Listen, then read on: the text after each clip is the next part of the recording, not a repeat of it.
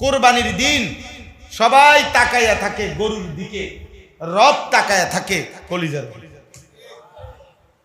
সবার নজর কার কোন দিকে? হাই বেটা দরস টাকা তুই বেটা, আরে আরে কিতারে তুই রশিটা দরস না, আয় হাই রে, আরে তুই আইস তারে দিতে বান্দাস তারে, মানে একটা দফা দফি কিসের? তাহলে সবার নজর কোন দিকে? গরুর দিকে না। কেউ ঠ্যাঙ্গে ধরে, কেউ টান দিতেছে, একটা মানে তুফান করে লাইতেছে। সব নজর কোন দিকে?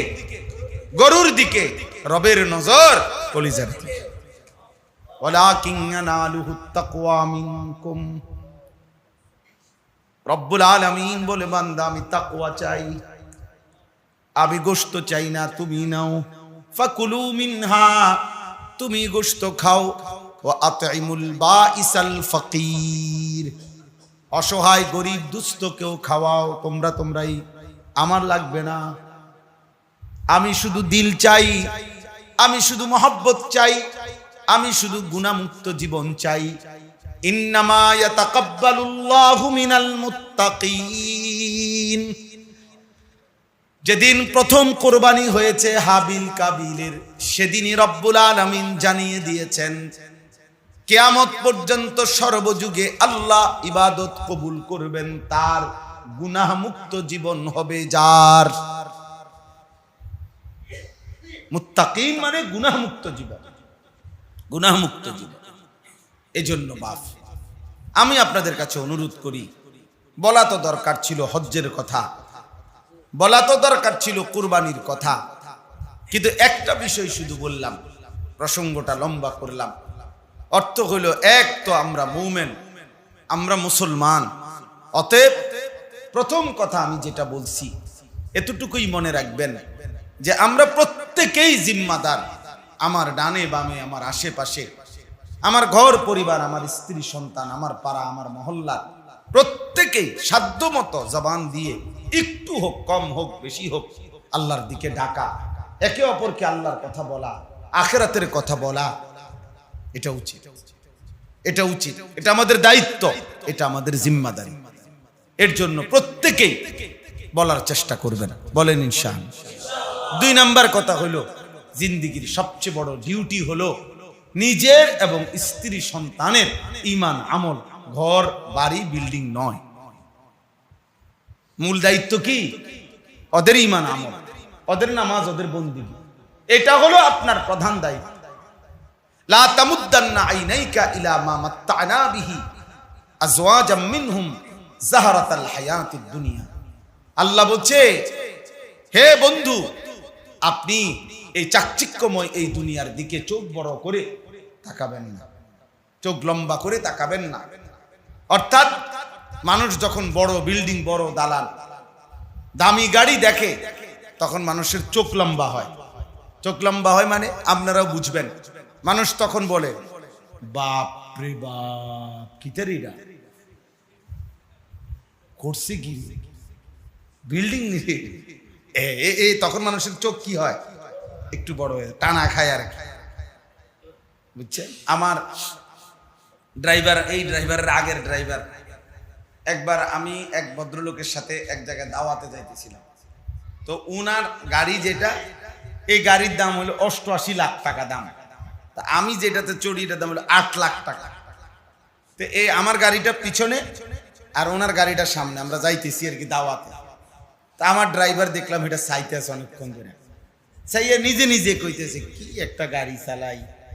হ্যাঁ, আমি সাথে সাথে বললাম, রুল আমিন গাড়ি থামো, থামো থামো থামো থামো থামো, এটা ফারুক, বুঝছি লক্ষণ ভালো না। এই আল্লাহ তাআলা বলছে কি করো না, চাকচিক্যময় ওই দুনিয়ার দিকে চোখ বড় করে তাকায়। এটা ফুল, যাহরাতাল হায়াতিদ দুনিয়া। আল্লাহ বলছে এগুলো দুনিয়ার ফুল। ফুল যত সুন্দর হয়ে ফুটুক, ক্ষণিক পরেই বিবর্ণ হয়ে যায়, মলিন হয়ে যায়, ঠিক না? বলে ফুল, গোলাপ ফুল বলেন আর যেই ফুলে বলেন। তো আল্লাহ তাআলা বলছেন, অতএব ডিউটি কি? ডিউটি আল্লাহ বলছেন, ওয়া'মুর আহলাকা, এই দেখেন, ওয়া'মুর আহলাকা বিস-সালাহ, আপনি আপনার পরিবারের সদস্যদেরকে নামাজের আদেশ করুন, ওয়াসতাবির আলাইহা, এবং নিজেও নামাজের উপরে মজবুত থাকুন। লা নাসআলুকা রিজকা, খোদার কসম আল্লাহ কোরআনে বলছে, বান্দা তোমাদের রিজিকের জন্য আমি কারো সহযোগিতা চাই না, কারো সাহায্য লাগবে না। নাহনু নারযুকুক, আমি একাই সবাইকে রিজিক দেব, আমি একাই দেব, তুমি ঘুমাও, অসুবিধা নাই। দেখবা ভাত রান্না হয়ে গেছে, উঠটা দেখবা, সব ব্যবস্থা করবো আমি। আমি ইচ্ছা করে তোমাদেরকে কাজে লাগাইছি, কিন্তু এটা এই মানে না যে আমি রিজিক দিতে পারবো না তোমরা সহযোগিতা না করলে, এটা না। কোটি কোটি পঙ্গু, প্যারালাইজড, বৃদ্ধা, নারী, শিশু, অসহায়, জন্মান্ধ, তাদেরকে আমি খাওয়াই কেমন? কথা বুঝেন নাই? আমি আল্লাহ তাআলা আমার সৃষ্টির নিজাম হিসাবে তোমাদের কিছু লোককে কাজে লাগায় রাখছি, বিভিন্ন কর্ম করাইতেছি।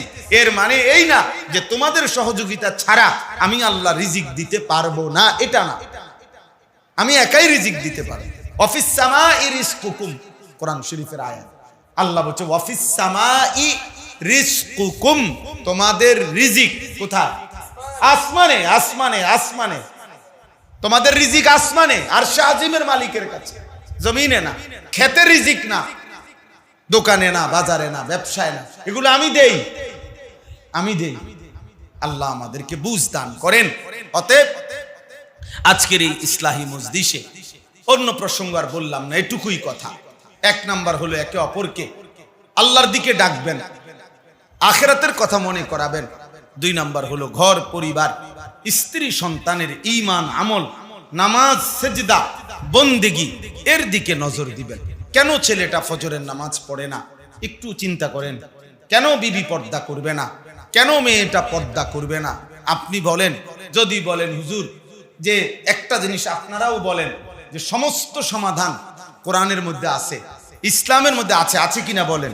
তো মনে করেন আপনার ছেলেটা নামাজ পড়ে না, কথা শুনে না, আপনার মেয়েটা পর্দা করে না, আপনার স্ত্রী পর্দা করে না, মনে করেন এটা একটা সমস্যা। যে হুজুর আমি 100 বার বলছি, 1000 বার বলছি, 1 লক্ষ বার বলছি, কিন্তু সে শুনেই না, মানেই না। এখন 1 লক্ষ বার বলার পরেও শুনে না, মনে করেন এটা একটা সমস্যা। আপনি একটা সমস্যায় পড়ছেন। কারণ ইসলামের মধ্যে যদি এই অবস্থার সমাধান না থাকে তাহলে ইসলাম পূর্ণ হলো কেন? কথা বোঝেন নাই? 1 লক্ষ বার বলার ফরজে আটকাইয়া গেলে কি করতে হবে, এর পরবর্তী পদক্ষেপ কি? ইসলামে এমন কিছু নাই তো সেইটা প্রয়োগ করবে, এটা জিজ্ঞাসা করে, এটা একজন আলেম থেকে জানতে চান। আপনি কেমনি সিদ্ধান্ত নিয়ে নিলেন যে আর কোনো সমাধান নাই? বুঝেন না কথাটা? আমার স্ত্রীকে পর্দানশীল বানাবার আর কোনো সুরত নাই, এটা বুঝলেন কেমনে? আমার এই ছেলেটাকে নামাজি বানানোর আর কোনো সুরত নাই, এটা আপনি বুঝলেন কেমনে? বড় অতএব ইসলাম শেষ সেকেন্ডের সমাধানও ইসলামের মধ্যে কি আছে? আল্লাহ আমাদেরকে বুঝার তৌফিক দান করে। কুনতুম খায়রা উম্মাতিন উখরিজাত লিন-নাস তা'মুরুনা বিল মা'রুফ ওয়া তানহাউনা আনিল মুনকার। তো এটা আমাদের সবার ব্যাপারে আল্লাহ বলছে, আখিরি নবীর ইমানদার উম্মত তোমরা সকলেই শ্রেষ্ঠ উম্মত, তোমাদের সকলকেই মানবতার কল্যাণে, মানুষের কল্যাণেই এই পৃথিবীতে বের করা হয়েছে, পাঠানো হয়েছে। আর মানবতার সবচেয়ে বড় কল্যাণ হলো তাকে নেক কাজের আদেশ করা, গুনার কাছ থেকে ফিরিয়ে রাখার চেষ্টা করা। মানুষের সবচেয়ে বড় কল্যাণ। হাজারো ঘর, বাড়ি, বিল্ডিং, হাজারো ত্রাণ সেবা, এটা ভালো কাজ, কিন্তু তার চাইতে 1 কোটি গুণ বেশি কল্যাণ হলো মানুষের জিন্দেগি বদলায় দাও। কোন মানুষকে আল্লাহ তাআলা পথ দেখায় দাও, আখিরাতের সন্ধান দাও। কোন মানুষকে আল্লাহ তাআলার সাথে জুড়ে দাও, জুড়ে দাও। লাল্লাহু আশাদ্দু ফারাহান বিতাওবাতি আবদিহি। হাদিসে আছে আল্লাহর নবী সাল্লাল্লাহু আলাইহি ওয়াসাল্লাম বলেন, আল্লাহ তাআলা সবচেয়ে বেশি খুশি হয় বান্দা যখন তওবা করে আল্লাহর দিকে ফিরে আসে। আশাদ্দু ফারাহান, সবচেয়ে খুশি। এর চাইতে সবচেয়ে বোঝানোর জন্য আরবি ভাষায় এর চেয়ে বড় শব্দ নাই। আশাদ্দু ফারাহান, সবচেয়ে বেশি খুশি হয় বান্দা যখন তওবা করে আল্লাহর দিকে ফিরে আসে। এখন যেই বান্দা আল্লাহর দিকে ফিরে আসলো তার প্রতি যদি আল্লাহ তাআলা সবচেয়ে বেশি খুশি হয়, তাহলে যে তাকে ফিরাইবার মাধ্যম হলো। আমাদের মাইকিং করতে বলে যে অমুকে হারায় গেছে, সন্ধানদাতাকে উপযুক্ত পুরস্কার দেওয়া হবে। আপনি আমার ছেলেটাকে খুঁজে দিছেন, আপনি আমার নাতি ভাতিজাকে খুঁজে দিছেন, তো যে বান্দা আল্লাহ থেকে হারিয়ে গেছিল, সরে গেছিল, সে যখন তওবা করে আল্লাহর দিকে ফিরে আসে, তো তার প্রতি যদি আল্লাহ তাআলা এতটা খুশি হয়, তো যে তাকে ফেরায় দিল, আল্লাহর পথ দেখায় দিল, তার প্রতি কি আল্লাহ তাআলা ভীষণ খুশি হবে না? এই জন্য প্রত্যেকে এই কথাটা মনে রাখবে। প্রথম কথা এটা, আমি কি বক্তা নি বা হুজুর, আমরা কি হুজুর নি, আমরা কি ওয়াইজ নি না? আমাদের তো বক্তায় বলবে 1 ঘন্টা, আপনি বলবেন 1 মিনিট। আপনার কি 1 ঘন্টা বলতে বলছি? আপনি 1 মিনিটে বলবেন, আপনি 10 সেকেন্ড বলবেন, একবারই বলবেন যে ভাই চলো নামাজ পড়ি, ভাইয়া এটা গুনাহ, এটা করো না। বলে আমি সবাই বলতে পারেন, আপনারা সবাই তো বলতে পারেন, আপনার সাধ্যের ভিতরে বলবেন। যাকে বলার দ্বারা আপনার এতটুকু সক্ষম, একেবারে প্রত্যেকটা মানুষের কাউকে না কাউকে কিছুটা বলার সক্ষমতা আছে, সক্ষমতা আছে। এ তো আমার ভাতিজা, আমি কি এরও কইতে পারতাম না? সে আমার নাতি, তো আমি কি এরও বলতে পারতাম না? মুসলমান কি এত কাপুরুষ হয় যে আমার স্ত্রী, সে আমার বউ, আমি তারও বলতে পারবো না? আমার চোখের সামনে সে প্রতিদিন বেপর্দা চলে যাবে, তো আমি তাকায় তাকায় দেখলাম, তো অপদার্থ পুরুষ, এ তো অপদার্থ মানুষ, বেগায়রত, আত্মমর্যাদাহীন মানুষ। এজন্য এটা সবসময় মনে রাখবে, যার স্ত্রী বেপর্দা, যার মেয়ে বেপর্দা, ওই পুরুষ বেগায়রত, মানে আত্মসম্মান যেটাকে বলে, ওটা ওর মধ্যে নাই। একদম সাফ কথা। উনি হলে এক ধরনের আত্মসম্মানহীন মানুষ, আত্মমর্যাদা নাই, নিজস্ব কোনো প্রেস্টিজ তার নাই, নিজস্ব কোনো সম্মান বোধ তার মধ্যে নাই, বেগায়রত। এটা হাদিসের কথা। এই জন্য আল্লাহ নবী সাল্লাল্লাহু আলাইহি সাল্লাম বলেছেন, ওই পুরুষের জন্য জান্নাত হারাম যে তার পরিবারের স্ত্রী কন্যা সন্তানদের অসভ্যতা অশ্লীলতা মেনে নিচ্ছে। হাদিস মেনে নিচ্ছে। হ্যাঁ, এই পুরুষকেই বলে দাইয়ুস। আমাদের সমাজে দাইয়ুস বললে অনেকে মহিলারে মনে করে, দাইয়ুস মহিলা না, পুরুষ। দাইয়ুস মানে কি? মহিলা না, মহিলা না, পুরুষ। পুরুষ দাইয়ুস পুরুষকে বলে, আল্লাযী ইউকিররু আহলাহু আল খুবুস।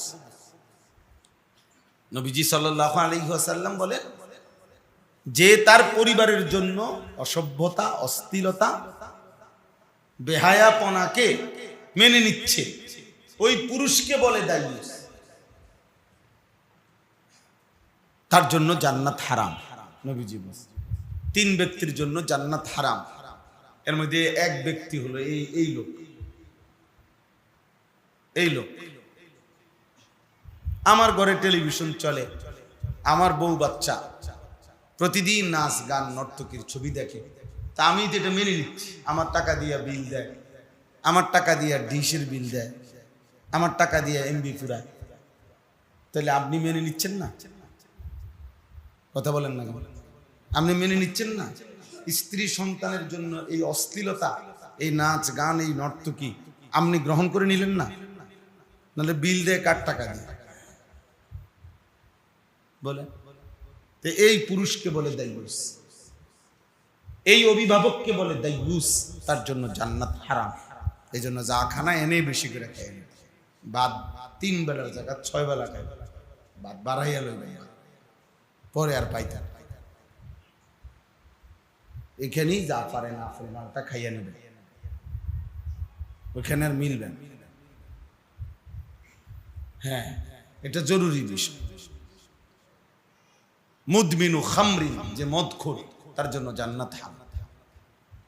আকুল ওয়ালিদাইন, যে পিতামাতার অবাধ্য সন্তান, তার জন্য জান্নাত হারাম। আর হলো এ দাইয়ুস, আরো আছে হাদিস, মানে এটা একটা হাদিস আর কি।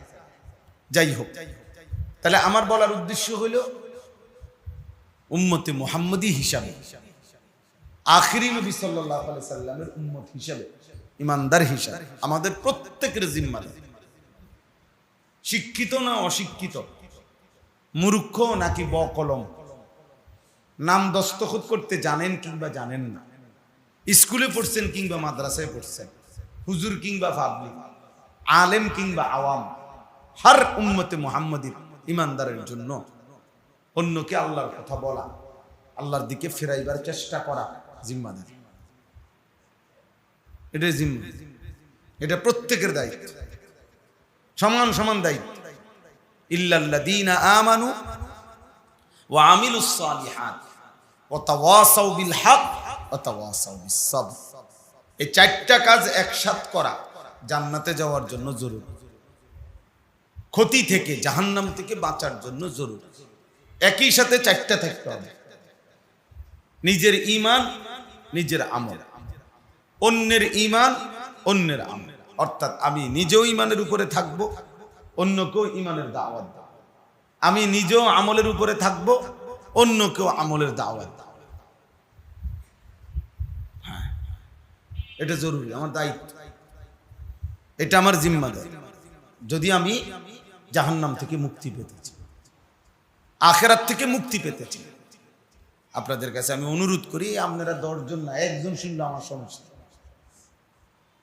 আমি ব্যক্তিগতভাবে এটা কোনো বিষয় মনে করি না, কিন্তু আমার কথা হলো এই কথাটা মনে রাখতে হবে, আখিরাতকে মামুলি মনে করবেন না, হাসরের ময়দানকে 30,000 টাকার বিনিময়ে মনে করবেন।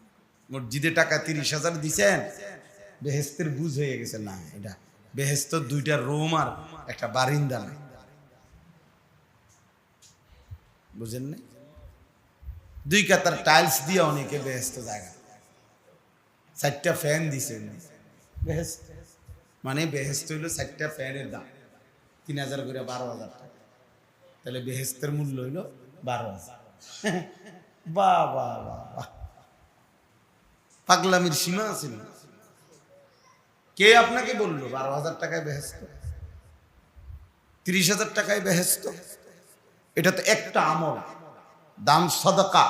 এটা ইসলাম নাকি ইসলামের একটি আমল? বলেন না কেন? তাইলে তো ইসলামের বাকি আমলগুলো, কেউ যদি নামাজ পড়ে তো তার রোজা মওকুফ, কেউ যদি রোজা রাখে তো তার নামাজ মওকুফ, কেউ যদি হজ করে তাহলে তাকে তো আর যাকাত দিতে হবে না, কেউ যদি যাকাত দেয় তাহলে আর হজ করতে হবে না। তাইলে একটি আমল আরেকটি আমলের বিকল্প নয়, নামাজ রোজার বিকল্প না, রোজা নামাজের কি না? না। 1 কোটি টাকা দিয়া মসজিদ করে দিছে, তো উনি নামাজ মাফ তো না, এটা বুঝতে। 1 কোটি টাকা দান সদকা করছে, তো তাই বলে উনার উপরে যে শরীয়তের যাকাত ফরজ ইবাদত, এটা মওকুফ? তাইলে হজ মওকুফ না। তাহলে প্রত্যেকটি ইবাদত মুস্তাকিল, পৃথক পৃথক আপনাকে করতে হবে। ওয়া আমিলুস সালিহাত, বহুবচন। আল্লাহ তাআলা বলেন নাজাতের জন্য সমস্ত নেক আমল, সমস্ত নেক আমল করতে হবে। উদখুলু ফিস সিলমি কাফা, আল্লাহ তাআলা বলছে মুমিন ইসলামের মধ্যে প্রবেশ করো পুরাপুরি, পুরাপুরি, পুরাপুরি, পুরাটা ভিতরে, 2 পাও পুরা ভিতরে ঢুকতে হবে। ওই যে আমাদের বুজুর্গানে দিন বলে যে, মনে করেন মসজিদের এই দরজা, এই যে এটা দরজাটা, এই দরজাটার ভিতরে কেউ একটা পাও দিছে একজনে, বাইরে একটা পাও, হ্যাঁ, তাহলে এই লোক মসজিদের ভিতরেও না, মসজিদের বাইরেও না, এরকম হইলেও হবে না, পুরা 2 পাও, পুরা শরীর, পুরা বডি ভিতরে আনে। উদখুলু, পুরা ঢোকেন, মাথাও কি দিতে হবে, ঠিক এরকম ইসলামের মধ্যে আমিও আপনি উসিকুম ওয়া ইয়া, প্রতিটা উপদেশ কোরআন সুন্নাহ মনে রাখতে হবে। যদিও বক্তা শ্রোতা আমরা বলি ভিন্ন, আমি বক্তা আপনি শ্রোতা না, কোরআন সুন্নাহর মুখাতাব সম্বোধন আমাকেও আপনাকে। যদিও আমি বলছি আপনি শুনতেছেন, আরেকদিন আপনি কইবেন আমি শুনবো, কিন্তু মূলত সম্বোধন কাকে লক্ষ্য করে?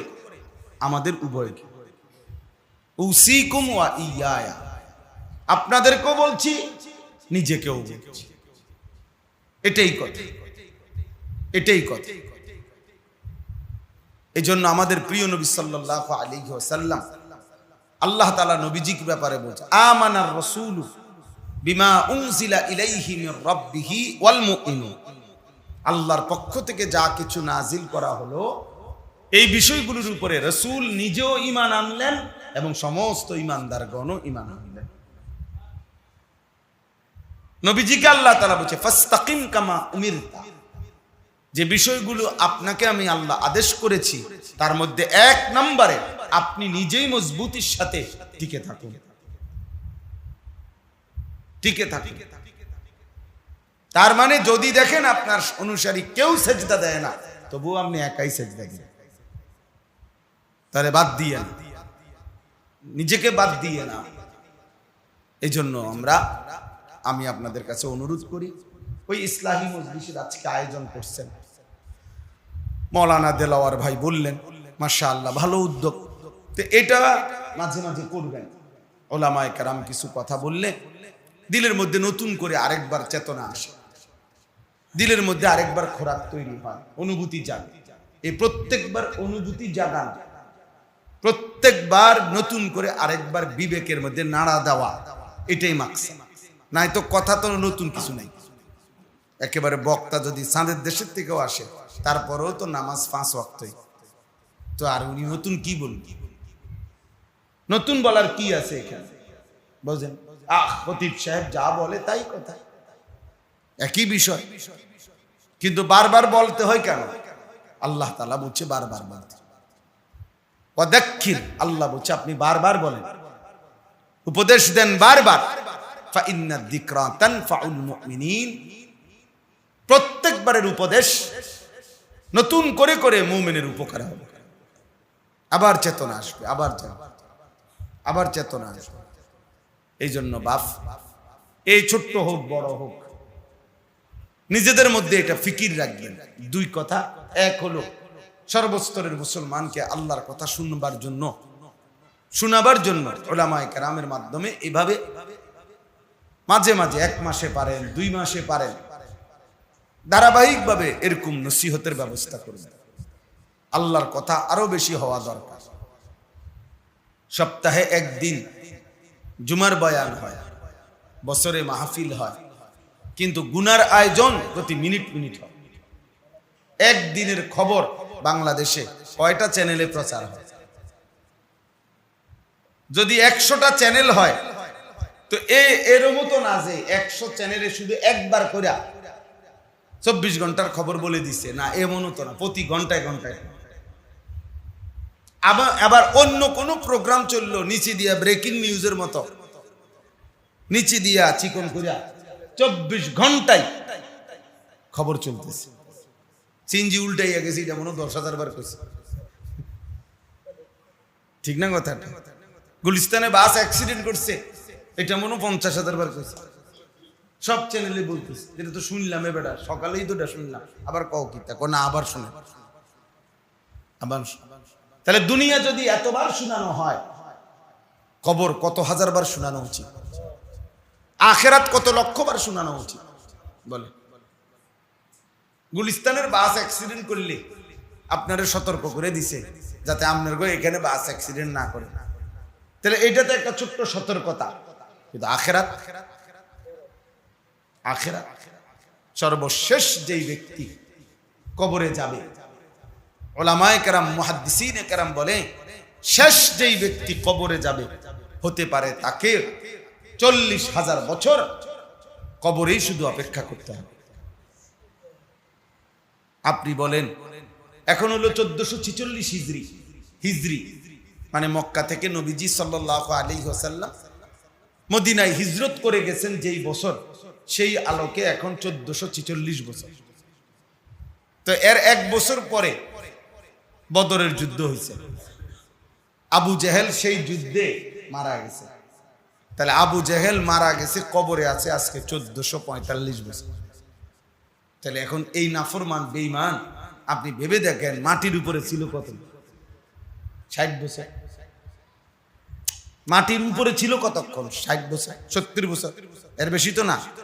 তাহলে মাটির নিচে আমাদের স্বাভাবিক হিসাব কর, এই হিসাবটা তো একদম ক্লিয়ার, এদ্দুর হিসাব। নূহ আলাইহিস সালাম থেকে নিয়ে এখন পর্যন্ত কয় বছর, এটা হয়তো আমরা নিখুঁত বলতে পারবো না। ইব্রাহিম আলাইহিস সালাম থেকে নিয়ে এখন পর্যন্ত কয় বছর, এটা হয়তো একবার একুরেট বলতে পারবো না, কিন্তু এটা তো আমরা কি করতে পারলাম, একুরেট বললাম যে 1445 বছর।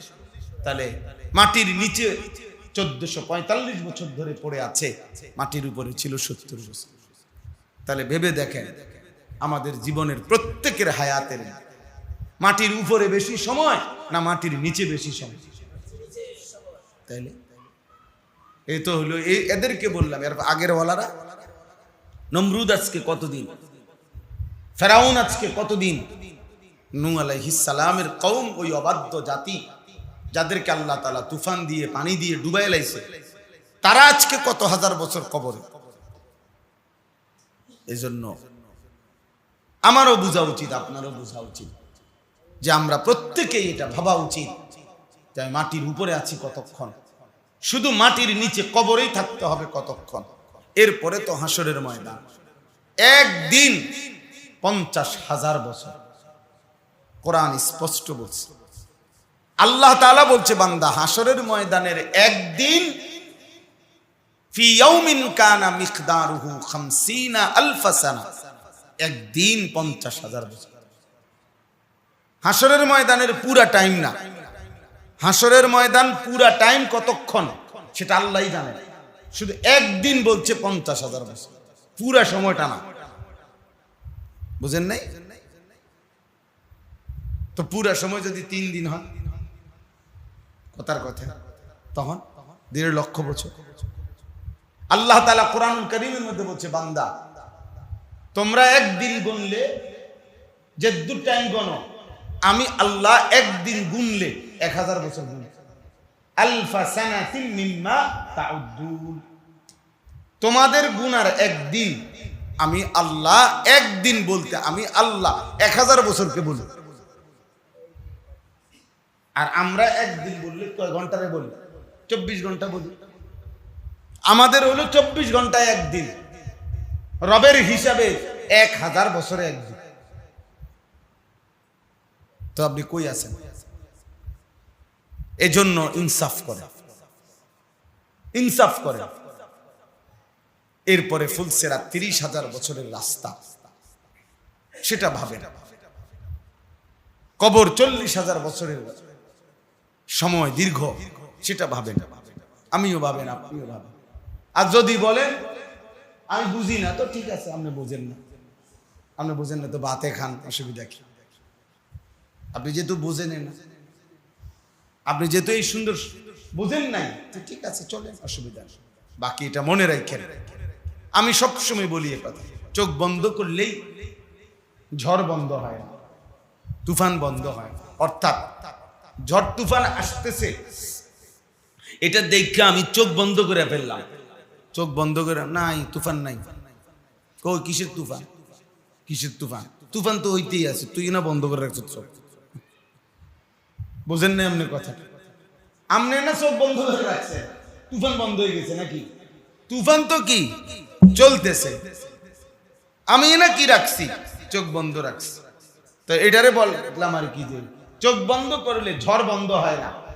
ঠিক তেমনি ভাবে আপনি আমি বুঝেন নাই বললে, খেয়াল করি নাই বললে, খোদার কসম কবরের আযাব, জাহান্নামের আযাব বন্ধ হবে না।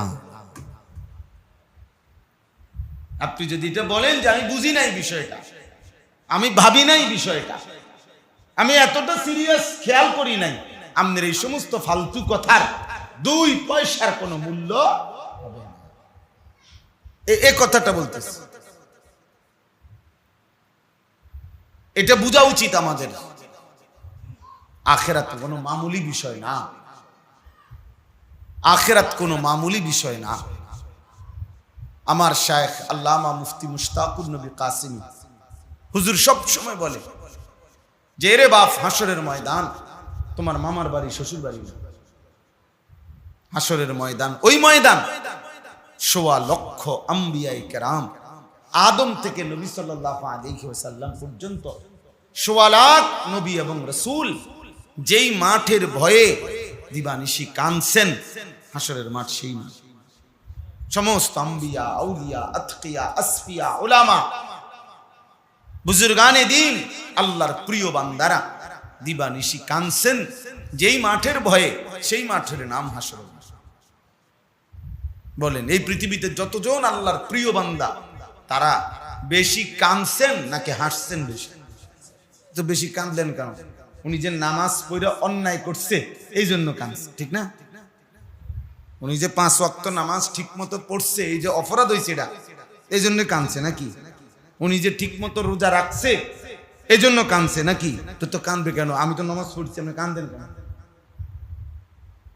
তারপরে ওনারা বুঝাইছেন এই ধারাবাহিক নিয়ম মাফিক আল্লাহর সবগুলো হুকুম পালন করার পরেও ওয়া কুলুবুহুম ওয়াজিলাতুন আন্নাহুম ইলা রাব্বিহিম রাজিউন, তাদের অন্তর সর্বদাই আল্লাহর ভয়ে কাঁপতে থাকছে যে এই সবগুলো আমল অনন্তকালের ওই আখিরাতের বিচারের দিনের জন্য মোটেই যথেষ্ট না, যদি না আল্লাহর দয়া না, যদি আল্লাহর রহম না হয়। লান ইয়াদখুলা আহাদুকুমুল জান্নাতা বিআমালি ইল্লা বিরাহমাতিন মিন। নবী সাল্লাল্লাহু আলাইহি ওয়াসাল্লাম বলেন, তোমাদের কেউ জান্নাতে শুধু নিজ আমল দ্বারা যেতে পারবে না যদি আল্লাহর রহমত তার সাথে শামিল হাল যোগ না হয়। তাহলে এই জন্য ওনারা কাঁদছেন। এত আমল করার পরেও, এত সিজদা, এত তেলাওয়াত, এত আল্লাহর বন্দেগী করার পরেও ওনারা আল্লাহর ভয়ে কাঁদছে, মৃত্যু পর্যন্ত কাঁদছে। হযরত ওমর রাদিয়াল্লাহু তাআলা আনহু কিতাবে আছে, মৃত্যুর পূর্ব মুহূর্তে ওনার ছেলেকে বলছিলেন, আব্দুল্লাহ আমারে চৌকি থেকে, খাটের থেকে মাটিতে নামাও, আর আমার গালটা মাটির সাথে রাখো, আমার গালটা আমি ঘষাই আর মাটিতে পড়ে থাকি। দা খাদ্দি আলাল আরদ, আমার গাল মাটিতে রাখো। আসা রব্বি আইয়ারহামানি, যেন আমার আল্লাহ আমার এই অবস্থা দেখে আমার একটু দয়া করে, আমার যেন মাফ করে দেয়। যে অর্থাৎ সকিত খাটে শুয়ে মরমু, এদুর অহংকার করতে মন চায় না, যে রেখে দাও মাটিতে। মাটির এই শরীরটা মাটি। আমার কাছে একটা কিতাব আছে, হযরত মাওলানা আব্দুল মাজেদ দরিয়াবাদী রাহমাতুল্লাহর কিতাব, সফরে হিজাজ, আল্লাহর ঘরের সফর, হজ্জের সফরের কাহিনী। তো আমার হজ্জের ফ্লাইট 28 তারিখ, এই জন্য পড়তেছি বইটা গাড়ি বসে বসে। 1929 সনে উনি হজ করছেন, ওই সফর নাম। আজ থেকে প্রায় 100 বছর, 3-4 বছর কম হল, 95-96 বছর আগের হজ। সেই হজ কি ছিল কষ্ট, কি অবর্ণনীয় কষ্ট করে ওনারা হজ্জে গেছেন পানির জাহাজে। তো ওইখানে একটা শব্দ উনি বড় খুব সুন্দর লিখছে, হৃদয়গ্রাহী। উনি বলছে, আল্লাহর ঘরের সামনে গিয়ে কি চাইবো, ভাবলাম মনে মনে মাটির এক সামান্য টুকরা, তার আর স্বপ্নই কি, আর চাইবেই কি? মানে আমি তো এক মাটির মানুষ, সামান্য এক টুকরা মাটি। তো মাটির এক সামান্য টুকরা, সে চাইবেই কি আর বলবেই কি? তার মালিক যে তারে এই এতক্ষণ পর্যন্ত রিজিক দিছেন, এত কিছু দিছেন, এই ইহসান, এই দয়া মালিকের, এই অনুগ্রহের শুকর আদায় করে তো শেষ করা যাবে। আরো কি চাইবেন আপনি? বলেন আর কি চাইবেন আপনি? হ্যাঁ, কি কথা এটা, কিনবেন এটা? হ্যাঁ, সফরে হিজাজ বাংলা অনুবাদ হয়েছে এই নামে, রাহনুমা প্রকাশন। ওই যে হুজুরের ছেলে অলিউল্লাহ আব্দুল জলিল, ওনার অনুবাদ, ফরিদাবাদের ছেলে নাকি না, ফরিদাবাদেরই উনি। আচ্ছা, আমাদের দেখা মনে তাইলে কি সুন্দর কথা যে এক মাটির ছোট্ট এক টুকরা, তার আবার চাওয়ার এমনিতে তো তার মালিক তারে দয়া অনুগ্রহ দিয়া ভাষায় দিছে, ভাষায় দিছে। ইন্না খালাকনাল ইনসানা মিন নুতফাতিন আমশাজ। আল্লাহ তাআলা বলেন, আমি মানুষকে বানিয়েছি এক নাপাক ফোঁটা, বীর্যের এক ফোঁটা থেকে। তাহলে এক সামান্য ফোঁটা নাপাক পানি, তার আবার অহংকার কি, তার আবার এত মাতবরি কি, তার আবার এত চাওয়া পাওয়া কি? কিন্তু আমাদের এক একজনের, আমার আপনার চাওয়া পাওয়া দেখলে, হুমকি দমকি দেখলে, হামকি দমকি দেখলে, আমাগো নেতাগিরি মাতবরি, আমাগো দুনিয়া নিয়ে কারাকারি দেখলে মনে হয় আহা, আমরা কোনোদিন কবরে যাব না, আমাদের কোনোদিন মৃত্যু হবে না। এত চাহিদা আমাদের, এত ব্যস্ততা আমাদের, দুনিয়া নিয়ে আমাদের এত পরিকল্পনা, আমাদেরকে কোনোদিন কবরে যাইতে হবে মনেও হয় না।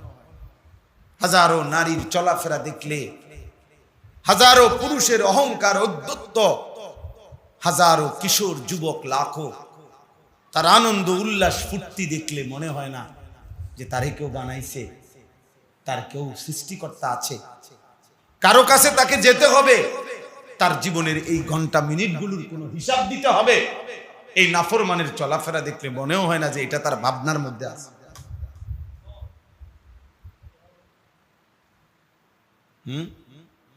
সূরা ইয়াসিনের মধ্যে আছে,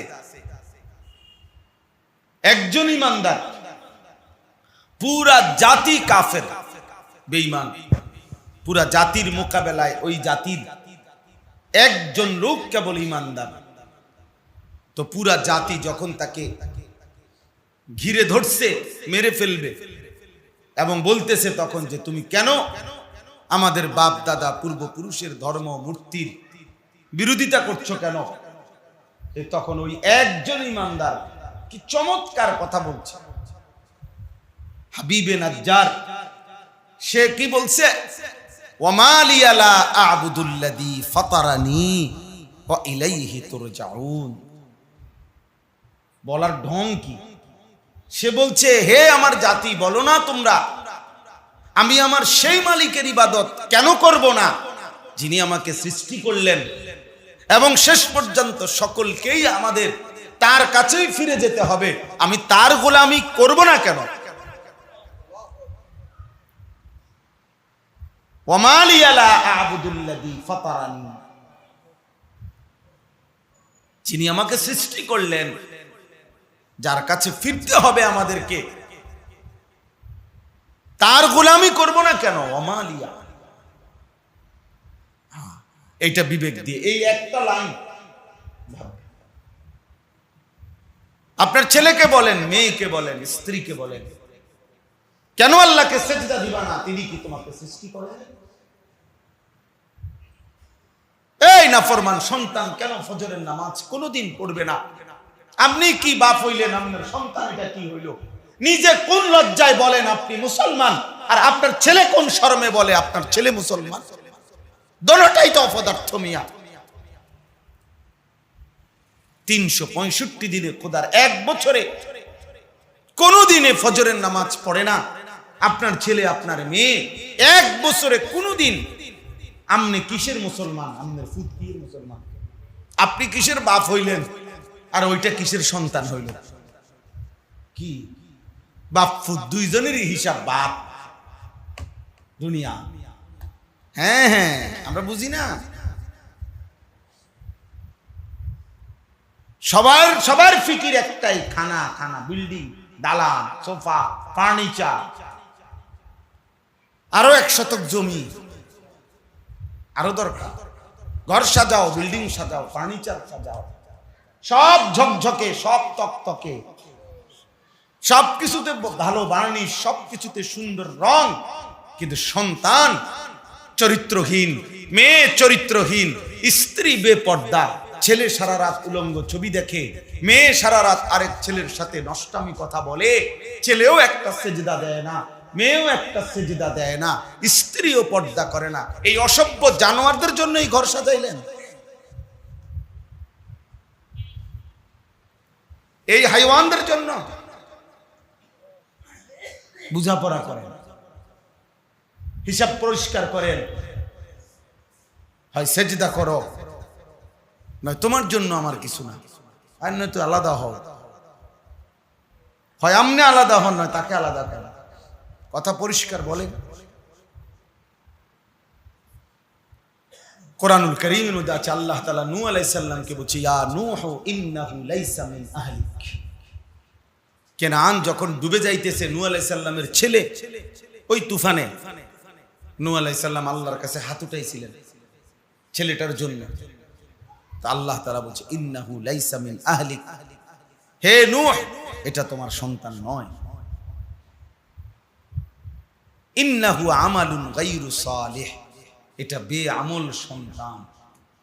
আর বেআমল নাফরমান মুমিনের সন্তান হয় না।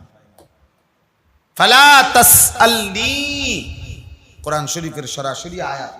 আল্লাহ তাআলা বলছে, ফালা তাসআলনি, হে নূহ, অবাধ্য নাফরমান সন্তানের জন্য আমি আল্লাহর কাছে কিছু চেয়েও না।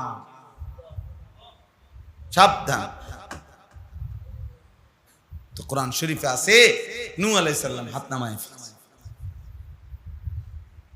হ্যাঁ, আপনার ছেলে নামাজ নাই, আল্লাহ নাই, রাসূল নাই, আখিরাত নাই, সেজদা নাই, বন্দেগী নাই, আমনে এরপর জানটা দিয়া তার লাগিয়া বিল্ডিং করতে আছে, আমনে গাম বেয়া বেয়া পড়তে আছে, সুদে টাকা নিতেছেন, ঘুষে টাকা নিতেছেন, কিস্তিতে টাকা নিতে আছেন, লোনে টাকা নিতে আছেন, ওজনে কম দিয়া টাকা, মিথ্যা কথা বললা টাকা, বাটফারি কইরা টাকা। কি জিফুত মানুষ করবে ওরা? বেওকুফ বেটা, হারামখোর আবার জিফুত মানুষ হয় কেমন? তুই বেটা নিজেই সুদখোর বেটা, তোর ভূত মানুষ হইব কিচ্ছু বেটা? বাতে না খাইব, শুধু ভাত খাওয়া আর মানুষ হওয়া কি এক কথা নেই বেটা? আমার সাফ কথা, আমি একবারের নিয়তে ওয়াজ করি, এটা আমি জান, মানে আরেকবার যাতে আমার দাওয়াত না দেয়, এটা আমার একটা তবিয়ত, যাতে বলে যে খাইছে খাইছে, এই রুম হুজুর ডাকাত, এই হুজুর চাইবার কোনোদিন আইন না। আপনি বলেন, পুরাটা জিন্দগি হারামখোর হে বলে সন্তান মানুষ করছে, জীবুত মানুষ করেন। আমনেই তো অমানুষ, আপনি কিসের মানুষ করবেন সন্তান? আপনি তো হারামখোর মিয়া, আপনি তো সুদখোর, আপনি তো ঘুষখোর মিয়া, আপনি তো বাটফার মিয়া, মিথ্যা উপার্জন করেন, হারাম রোজগার করেন, ওজনে কম দেন, মানুষকে ঠকান, ধোঁকাবাজ, প্রতারক। তুমি নিজেই তো মানুষ হইলা না, তুমি মানুষ বানাইবা কেমনে? হ্যাঁ, আমরা কিতাবে পড়ছি, আকবর এলাহাবাদী বলছেন, कोर्स तो अल्फाज ही सिखाते हैं, आदमी से आदमी बनती है। কোন প্রশিক্ষণ সে দ্বারা তো কিছু বাক্য মুখস্থ হয়, কিন্তু মানুষ থেকে মানুষ তৈরি। কোন আল্লাহওয়ালা, কোন হক্কান রব্বানি, কোন মুত্তাকি, কোন বা আমল প্রিয় কোন মানুষের সংস্পর্শে, সান্নিধ্যে, তার সোহবতে, তার আসা যাওয়ার বরকতে মানুষ হয়। বুঝেন নাই কথাটা? হ্যাঁ, আদমি সে আদমি বানতি, মানুষ থেকে মানুষ। আল্লাহ আমাদেরকে বুঝতাম। অতএব আমার কথা শেষ, খামখেয়ালি করবেন, খামখেয়ালি একজনই বুঝে, একজনই। আখিরাতকে মামুলি মনে করবেন, কবরকে মামুলি মনে করেন। জীবন সুন্দর। আপনি ছাড়াও আপনার সংসারের প্রয়োজন হয়ে যাবে, আপনি ছাড়াও। হারাম কইরা সংসার গুছাই আনার দরকার নাই। আপনি যে দূর পারছেন, না পারলে বাকিটাও হয়ে যাবে। আপনার আগেও পৃথিবীতে উপার্জন ছিল, আপনি মরিবার পরও পৃথিবীতে কামাই রোজগারি থাকবে। কথা বলেন না? তাহলে আপনি এটা কি বললেন যে আমি থাকতেই জি পুত্রী যদি একটু মানুষ করে দিয়া গদ্দুয়ার দিয়ে যদি একটু লাইন ফাইন করে না দিয়া যাইতে পারি, আমি মরলে তারা কেমনে চলবো? না, আমনে মরলে তারা বই বই বম খাইব। আমনে মরার পরে পৃথিবীতে কাজ কর্ম বাজার ব্যবসা সব বন্ধ হয়ে যাবে। পৃথিবীতে শেষ কামলা উনি, শেষ কামের লোক যাইতে আছে। উনি যদি কবরে যায়, এরপরে আর পৃথিবীতে কি বন্ধ? সব বন্ধ, সব।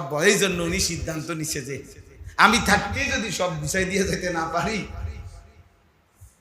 পরে আর কেমনে চলবে। আফসোসের বিষয়, আফসোসের বিষয়। এই পৃথিবী যতদিন আছে, রিজিকের এই ব্যবস্থাপনা, আল্লাহ তাআলার কুদরতের এই বন্টন, এটা থাকবে। নাহনু কাসামনা বাইনাহুম মাঈশাতাহুম ফিল হায়াতিদ দুনিয়া। আল্লাহ তাআলা বলেন, দুনিয়ার এই জীবনে আমি আল্লাহই আমার বান্দাদের মাঝে মাঈশাত, উপার্জন, কে কি করবে, আমি আল্লাহ নিজের হাতে বন্টন করে দেই। কোন মেম্বার চেয়ারম্যানের বাপেও এটা পারবে না। একজন চেয়ারম্যানের যদি দায়িত্ব দেওয়া হয়, আপনি 2000 মানুষের ভোটে নির্বাচিত চেয়ারম্যান, আমাদের গ্রামে বা আমাদের এলাকায় মোট 30 আইটেমের কাজ। মনে করেন কিছু লোক দিবেন যারা জুতা ছিলাবে, কিছু লোক দিবেন যারা গাড়ি চালাবে, কিছু লোক দিবেন যারা আপনার দোকানদারি করবে, কিছু লোক দিবেন যারা পড়ালেখা করবে, কিছু লোক দিবেন যারা অফিস করবে, কিছু লোক দিবেন যারা বাথরুম সাফ করবে।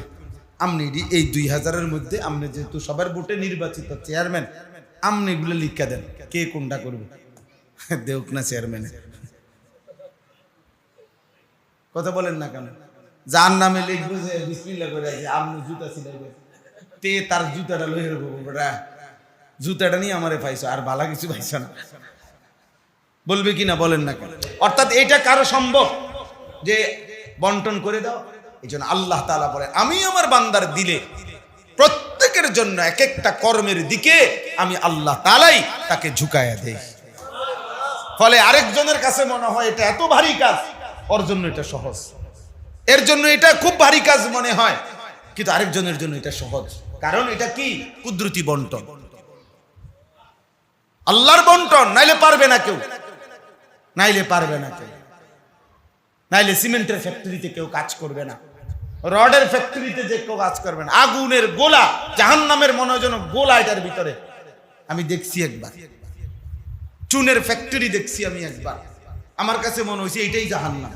মানে এত তীব্র গরম, আগুন আর আগুন, শো শো, মনে যেন তুফানের আওয়াজের মতো আগুনের আওয়াজ, মানে আগুন যে গর্জনের, আগুনের। তাহলে এইটার মধ্যে বেটা দাঁড়ায় দাঁড়াইয়া এই লম্বা লম্বা শিকের, লোহার শিক দিয়ে দিয়া এগুলা নাড়তেছে, উড়াইতেছে। আর আমি কমপক্ষে আধা মাইল দূরের থেকে দেখেও আমার গরমের হাটে আমার কলিজা শুদ্ধ কাইপা উঠছে। কিন্তু সেই এটার কাছে কি করতেছে? কাজ করতেছে কর্মচারী। কিভাবে সম্ভব? আল্লাহ তাআলা তার কলিজা এটা ঢালছে, তার জন্য এটা সম্ভব হয়েছে। আরেকজনের জন্য এটা কি না সম্ভব না।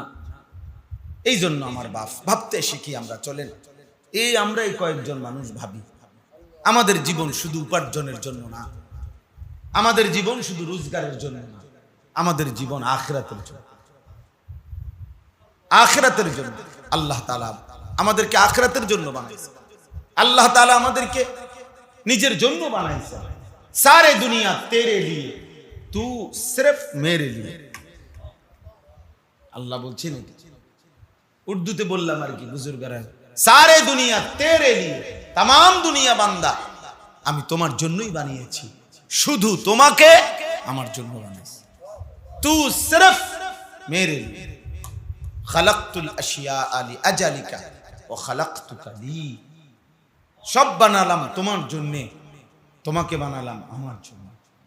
তুমি সবটা দুনিয়া নাও, সেজদাটা আমারে দাও। লান ইয়ানালাল্লাহা লুহুমুহা ওয়ালা দিমাউহা ওয়ালাকিন ইয়ানালুহুত তাকওয়া মিনকুম।